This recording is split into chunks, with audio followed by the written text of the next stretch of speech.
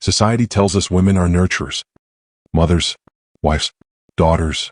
But what happens when that image shatters? These women didn't just kill. They plotted. They poisoned. They executed. And behind every calm face was a mind capable of terrifying control. Today on Execution Files, we bring you the stories of women so dangerous, they earned a place on death row. Stay with us, because the deeper we go, the more you'll question everything you thought you knew about what a killer looks like. 1. Christa Gail Pike, State, Tennessee. Christa Gail Pike didn't kill by impulse. She wasn't cornered, desperate, or emotionally out of control.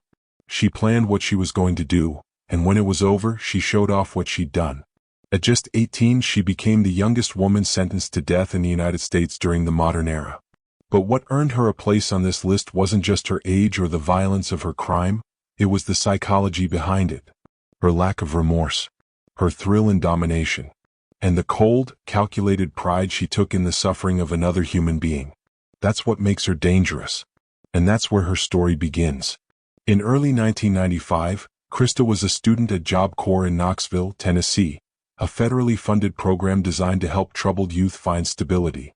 There, she formed a relationship with another student named Tatterell Shipp. Not long after, she became convinced that a classmate, 19-year-old Colleen Slemmer, was interested in him. Rather than confront Colleen with words, Christa orchestrated something much darker. On January 12, Christa, Tatterell, and a third accomplice convinced Colleen to follow them to a secluded spot on the University of Tennessee's agricultural campus. It was late, isolated, no witnesses. What happened next took nearly 40 minutes. Colleen was physically assaulted. She was cut with sharp objects. A pentagram was carved into her chest. And when she was too weak to fight back, her skull was crushed with a piece of concrete. Christa didn't panic. She didn't run. Instead, she kept a piece of Colleen's skull and carried it with her. The next day, she bragged about it to classmates. She treated it like a trophy, something earned. It didn't take long for investigators to find her. She confessed quickly. There was no remorse in her voice. No regret in her eyes. She was tried, convicted, and sentenced to death in 1996. Christa Pike's danger wasn't limited to the night of the murder. Even behind bars, her violent tendencies continued. In 2001, 6 years after her conviction, she attempted to kill a fellow inmate by strangling her with a shoelace. It was premeditated, silent, almost successful. For prison officials and psychologists, it confirmed what the original case had already suggested. Christa's violent behavior wasn't a one-time act. It was part of who she is. She didn't lash out randomly. She selected her targets, controlled the setting, and executed with intention. Her violence wasn't reactive, it was instrumental. And even in a maximum security facility, she still sought ways to hurt others. Psychologist experts have long recognized that Christa Pike displays traits consistent with antisocial personality disorder. A lack of empathy, impulsivity, and aggression with no sense of guilt. But in her case, that's only the surface. Christa's actions also suggest sadistic tendencies, a need not just to harm, but to see another person suffer, to dominate them, and to take pleasure in their pain. Keeping a piece of her victim's skull wasn't symbolic. It was personal. It was a souvenir of control. This kind of behavior is rarely spontaneous. It speaks to a deeper psychology, one driven by control, not chaos. Power, not panic. In psychological profiling, she would fall under what's called a high-risk offender with compulsive violent traits, the kind of individual who, if released, would likely reoffend under similar circumstances. Christa Pike remains the only woman on Tennessee's death row. Her appeals have been exhausted. Her behavior in custody continues to reflect the same disregard for life that she showed the night Colleen was murdered. Forensic assessments suggest she does not suffer from mental illness in the traditional sense. No hallucinations, no psychosis. Instead, she demonstrates a clear awareness of her actions, coupled with a complete emotional disconnect from their consequences. That's what makes her one of the most dangerous women awaiting execution in the United States. Not because she lost control, but because she never cared to have any. 2. Socorro Caro, State, California. When a stranger commits an act of violence, we instinctively look for danger outside. But when a mother executes her own children, one by one while they sleep, the fear moves inside the home. Socorro Caro didn't kill in the heat of the moment. She didn't cry for help. She loaded a revolver, entered her son's bedrooms, and made the decision 3 times in a row. On the night of November 22, 1999, in a quiet suburban neighborhood in Camarillo, California, Dr. Xavier Caro came home from work to a nightmare. 3 of his 4 sons, Joey age 11, Michael age 8, and Christopher age 5, were found dead in their beds. Each had been shot in the head at close range. His 4th son, 1-year-old Matthew, was the only survivor. Next to the bodies in the same room was Socorro, their mother, lying in bed with a gunshot wound to her own head. She had survived a self-inflicted attempt, and would later claim to remember nothing about that night. Investigators recovered the murder weapon, a .38 caliber revolver, registered to Dr. Caro himself. Ballistics confirmed it was used in the killings. There were no signs of forced entry, no struggle, no outside intruder. The crime scene told a single horrifying story. Socorro had executed her sons while they slept, and then tried, unsuccessfully, to take her own life. At first glance, there were no clear warnings. Socorro Caro was a respected wife and mother, married to a prominent rheumatologist. But inside the marriage, things were unraveling. There were reports of escalating marital tension, arguments, custody disputes, emotional instability. In fact, the day of the murders, Socorro had been in a heated disagreement with her husband over their ongoing separation and his desire for joint custody. Prosecutors would later argue that the killings were an act of retaliation, not just against her husband, but against the idea of losing control over her children. When questioned in the hospital, Socorro claimed amnesia. She said she had no memory of what had happened. But forensic analysis, along with her medical condition, contradicted the idea of complete memory loss. What stood out most to investigators was the clinical precision of the crime. Each child was shot in the same way in their beds while unconscious. There were no signs of panic, struggle, or disorganization. This wasn't a breakdown. It was a calculated purge. Forensic psychologists reviewing the case pointed to possible narcissistic collapse, a psychological state where a person with fragile self-image feels their world is falling apart and lashes out with disproportionate, destructive force. Socorro was reportedly a controlling figure within the family. When the prospect of divorce and shared custody surfaced, it may have triggered an internal logic that said, "If I can't have my children, no one can." Her self-inflicted gunshot wound was not immediately fatal, suggesting either a failed suicide or a staged attempt to shift blame. Critically, Socorro showed no genuine signs of psychosis. She was competent, organized, and aware of her surroundings before and after the event. This is consistent with what psychologists call instrumental violence: goal-driven, emotionally cold, and highly intentional. She didn't kill in confusion. She killed to make a statement. And her victims were the ones who trusted her most. Socorro Caro was found guilty of 3 counts of first-degree murder with special circumstances, and sentenced to death in April 2002. Her defense had argued for insanity. They claimed depression, trauma, and diminished capacity. But the court rejected those claims, citing the consistency and clarity with which the crime was carried out. To this day, she remains on California's death row. And while the state has not executed any inmates since 2006, Caro's case continues to be referenced in psychological and legal studies. 3. Michelle Lynn Michaud, State, California. Michelle Lynn Michaud didn't hesitate. She helped plan the abduction of a young woman, carried out the assault, and recorded parts of the crime as if it were entertainment. She supplied the van, prepared the restraints, and took part in every stage of the violence. And she did it with no sign of empathy, guilt, or restraint. In December of 1997, 38-year-old Michelle Michaud and her partner, James DeVeggio, were living in Pleasanton, California. Both had long histories of instability, substance abuse, and criminal behavior. On the morning of December 2nd, they set out with a specific plan: to abduct a woman, restrain her, and fulfill a fantasy that involved torture, control, and ultimately, murder. Their victim was 22-year-old Vanessa Leigh Sampson, a college student and part-time worker. As she walked to her job at a computer store in Pleasanton, they approached her in a green Dodge van. Inside, the vehicle had been modified, equipped with handcuffs, ropes, and recording equipment. They forced her into the van. Over the next several hours, Michaud and DeVeggio took turns assaulting her, both physically and sexually. They recorded parts of the crime. And when they were finished, they drove Vanessa into the Sierra Nevada foothills, strangled her with a nylon rope, and left her body near a remote logging road in El Dorado County. This wasn't their first act of violence, and it wasn't spontaneous. Michaud had a documented pattern of abusive behavior, particularly toward other women. She had reportedly used her charm and apparent trustworthiness to lure victims, including her own teenage daughter's friends. But in Vanessa's case, what stood out most was the level of planning. The prepared van. The tools. The way they stalked their victim in advance. And the fact that the assault was prolonged, filmed, and shared between the two.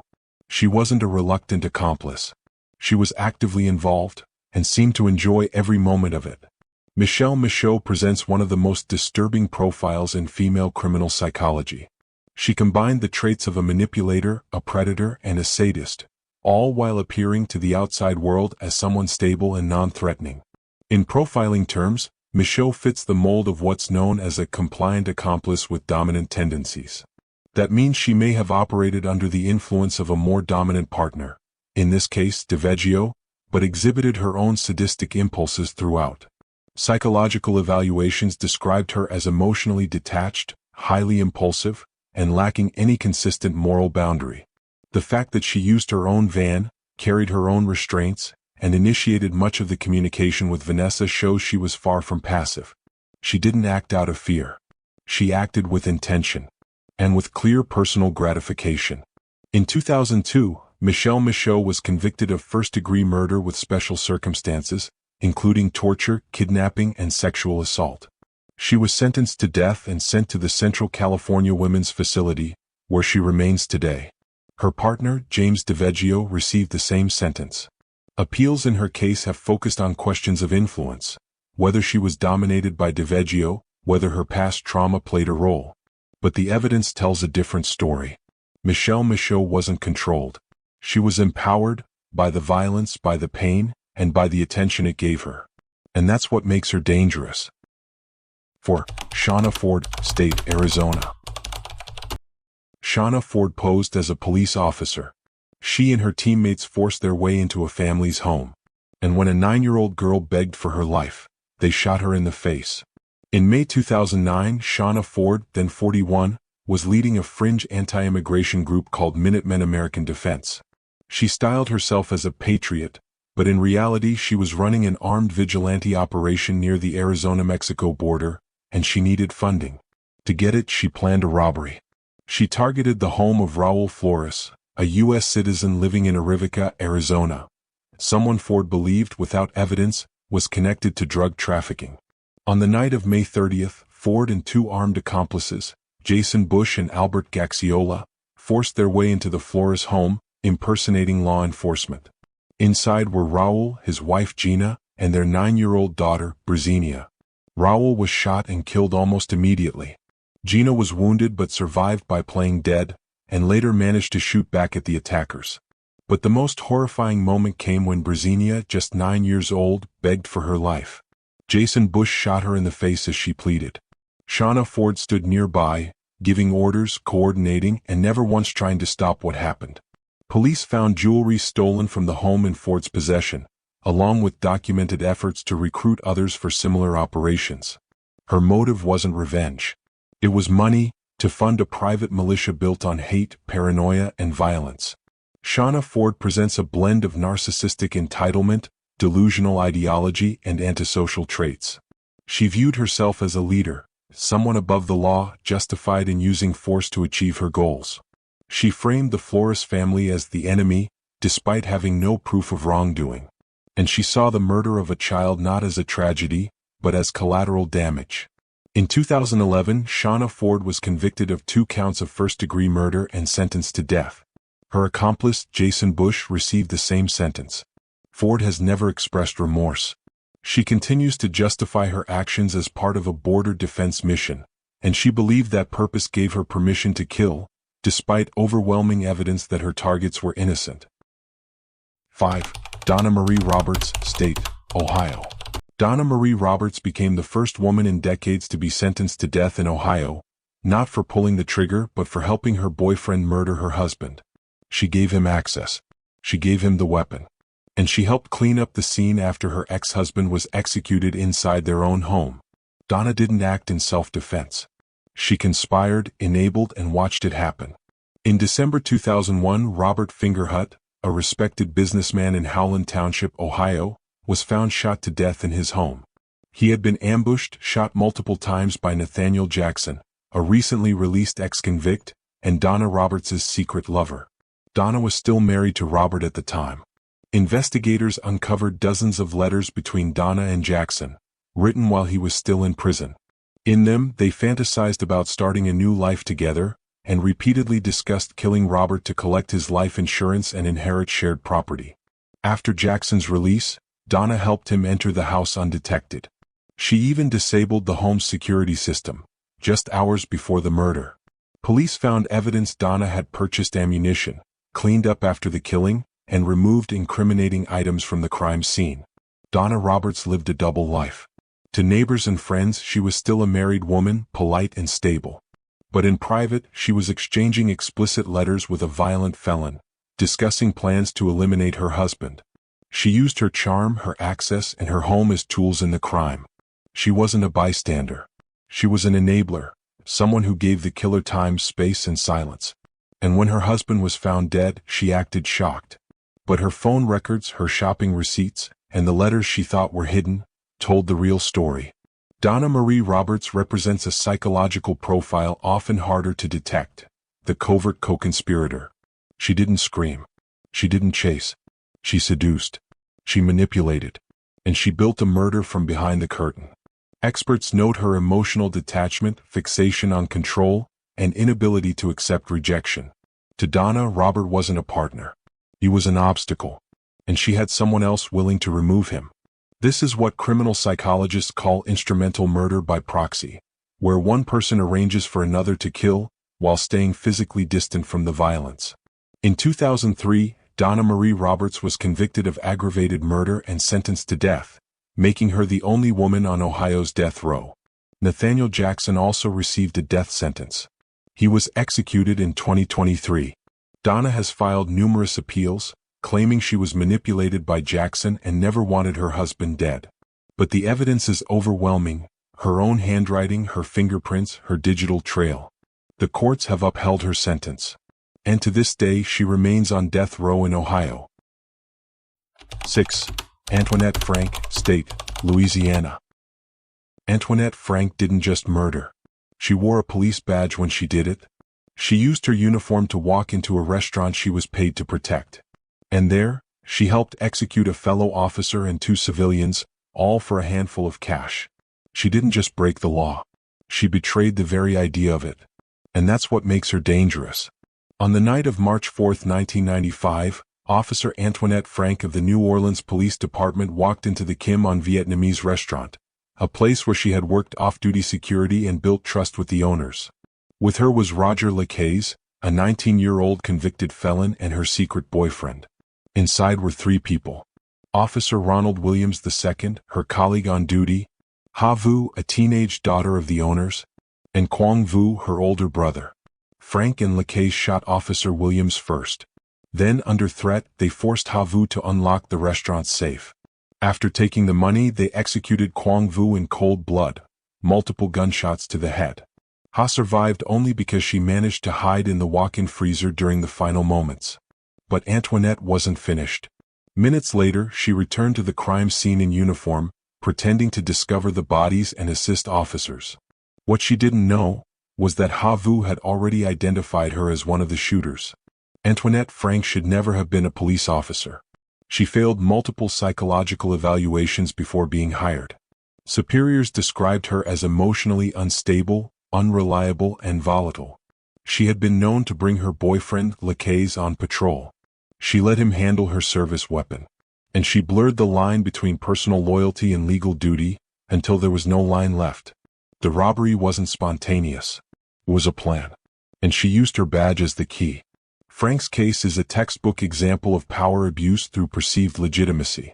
As a uniformed officer, she had immediate access to the building, the victims, and their trust. Criminal psychologists note her as narcissistic, emotionally dissociated, and prone to delusions of control. She didn't see the badge as a duty, she saw it as a shield. She didn't kill in panic. She used her authority to lower defenses, move freely, and silence witnesses. And when it was done, she tried to clean the blood with a lie. In 1995, Antoinette Frank was convicted of 3 counts of first-degree murder and sentenced to death. She is one of only a handful of police officers in U.S. history to receive the death penalty. Her accomplice, Roger Lacaze, was also sentenced to death. Frank has continued to appeal, alleging poor legal representation and false testimony. But every appeal has failed. The facts are too strong. The betrayal too deep. Today she remains on death row at the Louisiana Correctional Institute for Women, her uniform long gone, but the memory of her badge still stained with blood. 7. Tanya Jamie Nelson, State, California. Tanya Jamie Nelson called herself a spiritual advisor. She claimed to speak with the dead, offer divine guidance, and see the future. But what she really saw was money. And to get it, she murdered a woman who trusted her, and then killed her daughter too. Nelson used faith as a weapon. She turned belief into bait, and used it to destroy a family. In April 2005, Tanya Nelson traveled from North Carolina to California with one goal: to kill Ha Jade Smith, a Vietnamese-American fortune teller who had once served as her spiritual advisor. Tanya had been a long-time client. But when Jade refused to perform a spiritual ritual Tanya had requested, Nelson turned against her, convinced that Jade was standing in the way of her success. Along with an accomplice, Philip Nguyen, Tanya entered Jade's home in Garden Grove, California. Inside were Jade and her 23-year-old daughter, Anita Vo. Both women were tied up, gagged, and suffocated with duct tape. Their bodies were later found buried in a shallow grave, with lime and paint poured over them in an attempt to destroy evidence. After the murders, Tanya and her accomplice used the victims' credit cards to go shopping and get pedicures. Tanya Nelson had a history of spiritual manipulation. She operated as a self-proclaimed psychic, offering rituals, readings, and promises of prosperity in exchange for money. But behind the facade was a woman obsessed with status and wealth. She wasn't content being a follower, she wanted to be the one in control. And when she felt rejected by someone she once saw as a spiritual superior, her ego turned lethal. Tanya Nelson displays characteristics typical of narcissistic and antisocial personality traits. She viewed herself as chosen, someone entitled to success, attention, and admiration. And when that image was threatened, she lashed out. Her method was personal. She didn't use hired killers or staged accidents. She showed up face to face and silenced the people she once claimed to admire. She exploited belief systems for personal gain. And when that wasn't enough, she resorted to murder. In 2010, Tanya Jamie Nelson was convicted of 2 counts of first-degree murder with special circumstances, including lying in wait, financial motive, and multiple victims. She was sentenced to death in California. Her accomplice, Philip Nguyen, received life without parole. Nelson has shown no remorse. She maintained the facade of righteousness even in court, citing spiritual justification and portraying herself as misunderstood. But her actions were clear. She crossed the country with intent, killed 2 people, and used their identities to shop and relax in the days that followed. Today, she remains on death row at the Central California Women's Facility. Her name rarely appears in headlines, but her story stands as a chilling example of what happens when spiritual trust is turned into a weapon. 8. Brooke Marie Rodier's, State, California. 2 men entered a motel room expecting a casual encounter. Instead, they were overpowered, bound, and brutally suffocated, one after the other. Their bodies left behind, cold and silent. Their valuables stolen. Their lives extinguished. At the center of it all was Brooke Marie Rodier's. She didn't just help plan the attack. She lured the victims, stood by during the murders, and walked away with the profits. What makes her dangerous isn't just what she did. It's how easily she did it, without hesitation, without remorse. In December 2006, Brooke Rodier's was 26 years old when she and 2 accomplices, Omar Hutchinson and Tiffany Epps, devised a plan to rob 2 men, Marvin Gabriel and Milton Chavez. Rodier's contacted the men and invited them to a motel room in Riverside County, California, under the pretense of a sexual encounter. Once the victims arrived, they were ambushed. The attackers tied them up, beat them, and then suffocated them, using plastic bags and force to silence any resistance. After the killings, the group took the men's wallets, phones, and vehicles, leaving the scene with cash and no remorse. When police arrived, they found a crime scene that showed clear signs of premeditation: bindings, evidence of struggle, and two lifeless bodies left behind without care or cover-up. Rodiers was no stranger to manipulation. She had a history of using charm and sexuality to influence others, especially in schemes involving money or power. Friends described her as confident, cold, and always looking for an angle. In this case, she was the bait. She set the trap, and she watched the violence unfold without stopping it. Her participation wasn't passive. She was part of the plan from the beginning, and part of the aftermath once it was done. From a criminal psychology standpoint, Brooke Rodiers represents a low-empathy, high-manipulation offender. She was part of a calculated setup, and acted with full awareness of what the outcome would be. She showed no concern for the victims, no hesitation about the methods, and no sign of guilt afterward. Her willingness to trade human life for quick profit places her within a profile of offenders driven by instrumental aggression, goal-oriented violence without emotional involvement. In 2010, Brooke Marie Rodiers was convicted of 2 counts of first-degree murder with special circumstances, multiple victims, and murder during a robbery. The jury recommended the death penalty. During sentencing, the court described the crime as cold, callous, and calculated, emphasizing her full participation in the plan. Her accomplices also received harsh sentences. Omar Hutchinson and Tiffany Epps were sentenced to life without the possibility of parole. To this day, Rodiers remains on death row at the Central California Women's Facility. 9. Blanche Taylor Moore, State, North Carolina. Blanche Taylor Moore didn't use a gun. She used trust and arsenic. One by one, the men in her life got sick. Their symptoms were confusing. Their suffering was slow. And their deaths seemed natural. Until investigators realized they'd all been poisoned by the same woman who claimed to love them. In 1986, Blanche Moore was dating Raymond Reed, a grocery store manager in North Carolina. He fell ill over several months, suffering from symptoms doctors couldn't explain, until he eventually died. Blanche had been by his side the entire time, caring for him, managing his medications, and, as it turned out, slowly poisoning him with arsenic. When investigators re-examined Raymond's death years later, they exhumed his body and found lethal levels of arsenic in his system. And Raymond wasn't the only one. Suspicious patterns began to emerge. Blanche's first husband, James Taylor, had also died unexpectedly.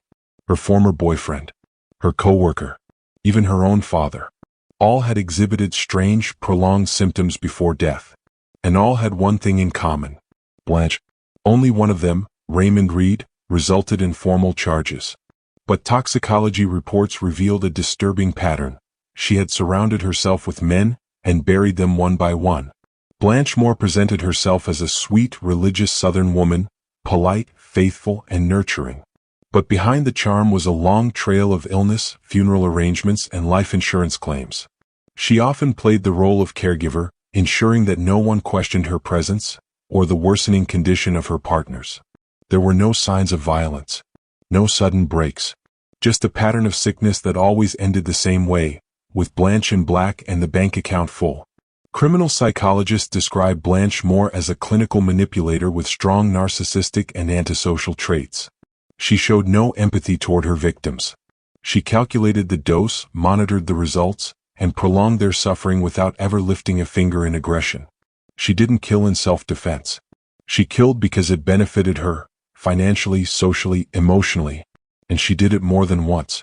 This is a form of covert serial murder, where the killer avoids confrontation and uses slow, undetectable methods to maintain control. In 1990, Blanche Taylor Moore was convicted of first-degree murder in the poisoning death of Raymond Reed. She was sentenced to death. Now in her 90s, Blanche remains on death row in North Carolina, one of the oldest women awaiting execution in the United States. 10. Virginia Susan Caudle, State, Kentucky. Virginia Susan Caudle beat a 70-year-old woman to death with a hammer. Then she stuffed the body into a car trunk, set the house on fire, and went shopping with the stolen money. There was no panic.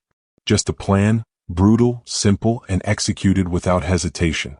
In March 1998, 70-year-old Lonetta White, a retired Lexington teacher, was found dead, her body burned, bruised, and hidden inside the trunk of her own car.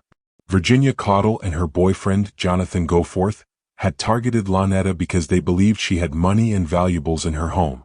Lonetta had known Caudle, trusted her. On the night of the murder, the couple entered Lonetta's home, beat her to death with a hammer, and stole jewelry, antiques, and cash. Afterward, they placed her body in the trunk of her car, drove to a remote location, and abandoned the vehicle after setting it on fire. Investigators quickly traced stolen items back to Caudle and Goforth, who had tried to pawn jewelry and use the victim's property for their own gain. They were arrested in Florida days later. Caudle had a history of instability, petty crime, and drug use. But nothing in her record pointed directly to the level of violence she ultimately displayed. What shocked investigators wasn't just the murder, it was the indifference that followed. She didn't hide in fear. She went shopping. And she tried to erase the victim by turning her home into a burning crime scene.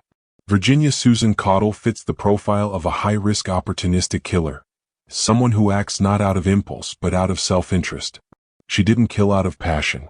She killed for property. Her behavior after the murder showed no signs of guilt, only focus on escape and benefit.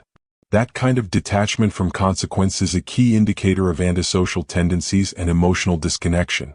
She targeted someone vulnerable. She betrayed trust. And she treated the murder like a transaction. In 2000, Virginia Susan Caudle was convicted of capital murder and sentenced to death. She became the first woman in decades to receive the death penalty in Kentucky. Her boyfriend, Jonathan Goforth, also received a death sentence. Caudle has continued to appeal her conviction, claiming ineffective counsel and arguing diminished capacity due to substance abuse. But the courts have upheld the verdict.